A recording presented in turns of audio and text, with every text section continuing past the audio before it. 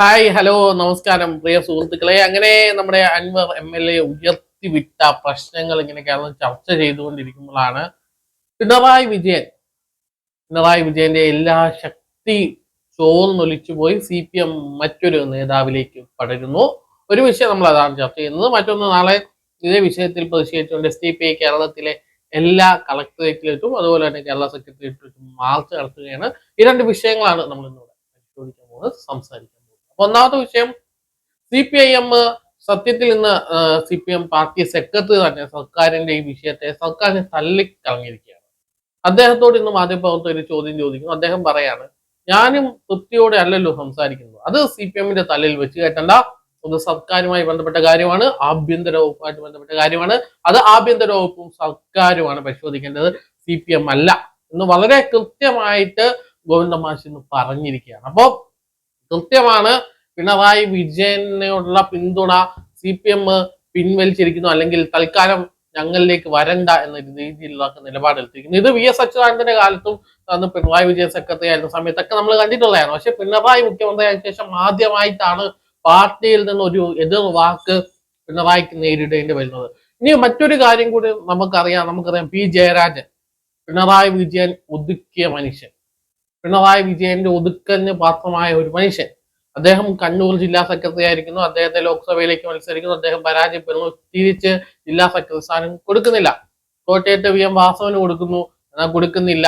അതിനുശേഷം മറ്റൊരു ജയരാജനെ ആക്കുന്നു, അദ്ദേഹം ഈ തെരഞ്ഞെടുപ്പ് മത്സരിക്കുന്നു, പരാജയപ്പെടുന്നു, അദ്ദേഹത്തിന് സെക്രട്ടറി സ്ഥാനം തിരിച്ചു കൊടുക്കുന്നുണ്ട്. എന്നാൽ P ജയരാജനെ അങ്ങനെ ഒതുക്കി സംസ്ഥാന സെക്രട്ടേറിയറ്റിലേക്ക് എടുക്കാതെ കമ്മിറ്റി അംഗമായി മാത്രം ഒതുക്കിയിരിക്കുകയാണ്. എന്നാൽ അദ്ദേഹം പിടിമുറുക്കിയിരിക്കുന്നു എന്നാണ് അറിയാൻ സാധിക്കുന്നത്. അദ്ദേഹം തീർച്ചയായും പിടിമുറുക്കിയിരിക്കുന്നു. അദ്ദേഹം PV അൻവറിനെയും കാരാട്ട് റസാഖിനെയും ജലീലിനെയൊക്കെ ഇറക്കി അദ്ദേഹം കളി നടത്തുന്നു. അതിന്റെ പരിണതഫലമാണ് ഇപ്പോൾ പിണറായി വിജയൻ അനുഭവിച്ചുകൊണ്ടിരിക്കുന്നത് എന്നൊക്കെയാണ് മാധ്യമങ്ങളിൽ നിന്ന് നമുക്ക് വായിച്ചെടുക്കാൻ സാധിക്കുന്നത്. അപ്പോൾ CPM സംസ്ഥാന സെക്രട്ടേറിയറ്റിലേക്ക് ഈ കൊല്ലം സംസ്ഥാന സമ്മേളനത്തോടു കൂടി P ജയരാജൻ വളരെ ശക്തനായിട്ട് തന്നെ കടന്നു വരുമെന്നാണ് മാധ്യമ പ്രവർത്തകരും അതുപോലെ തന്നെ രാഷ്ട്രീയ നിരീക്ഷകരും ഒക്കെ വരുന്നത്. അതാണ് പിണറായി യുഗം ഇവിടെ അവസാനിക്കുന്നു. P ജയരാജന്റെ പിന്തുണയോട് കൂടി തന്നെയാണ് PV അൻവർ ഈ കാര്യങ്ങളൊക്കെ പറഞ്ഞത്. അതുപോലെ തന്നെ PV അൻവർ ഒരുപാട് ഭൂതത്തെ കുപ്പിയിൽ നിന്ന് പുറത്തു വിട്ടു.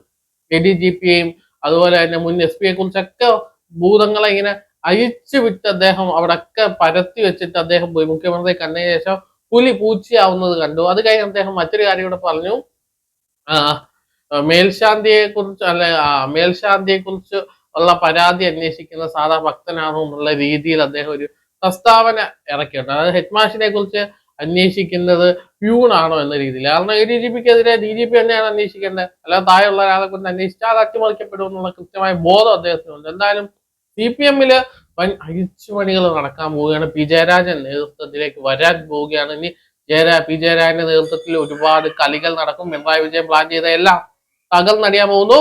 ഇനിയിപ്പോ നാളെ SDPI നടത്തുന്ന മാർച്ചിനെ കുറിച്ച് നമുക്ക് പറയാം. ഏറ്റവും കൂടുതൽ പോലീസിന്റെ ഈ ഒരു കാര്യത്തിൽ, അല്ലെങ്കിൽ പോലീസുമായി ബന്ധപ്പെട്ട് ആഭ്യന്തര വകുപ്പുമായിട്ട് ബന്ധപ്പെട്ട് ഏറ്റവും കൂടുതൽ അടിച്ചമർത്തലുകൾ, ഏറ്റവും കൂടുതൽ അന്വേഷണങ്ങൾ, പരാതികൾ, കേസുകളെല്ലാം ഉണ്ടായിരിക്കുന്നത് മുസ്ലിം വിഭാഗത്തിനെതിരെയാണ്.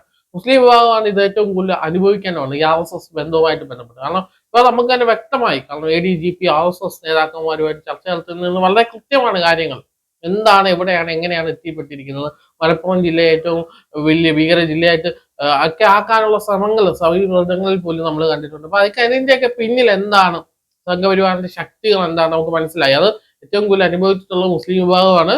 മുസ്ലിം വിഭാഗത്തിലെ ഒരുപാട് ആളുകളല്ല, ഇപ്പൊ മുസ്ലിം ലീഗ് അനുഭവിച്ചിട്ടുണ്ട്, SDPI ഒക്കെ അനുഭവിച്ചിട്ടുണ്ട്. SDPIയുടെ വിവിധ നേതാക്കന്മാർ ഇവിടെ ജയിലിലാവുന്നതിന്റെയൊക്കെ കാരണം ഈ RSS ആഭ്യന്തര വകുപ്പുമായിട്ടുള്ള ബന്ധമാണെന്ന് പലപ്പോഴായിട്ട് SDPI വിളിച്ചു പറഞ്ഞിട്ടുണ്ട്. ആ ഒരു ഇതിൽ പ്രതിഷേധിച്ചുകൊണ്ട്, അല്ലെങ്കിൽ ഇതൊക്കെ പുറത്തു വന്ന് SDPI വളരെ വർഷങ്ങൾക്ക് മുമ്പ് പറഞ്ഞുകൊണ്ടിരിക്കുന്ന കാര്യം പുറത്തു വന്നുകൊണ്ട് നാളെ സംസ്ഥാനത്തെ മുഴുവൻ കളക്ടറേറ്റിലേക്കും സെക്രട്ടേറിയറ്റിലും SDPIയുടെ മാർച്ച് കൂടി നടക്കുകയാണ്.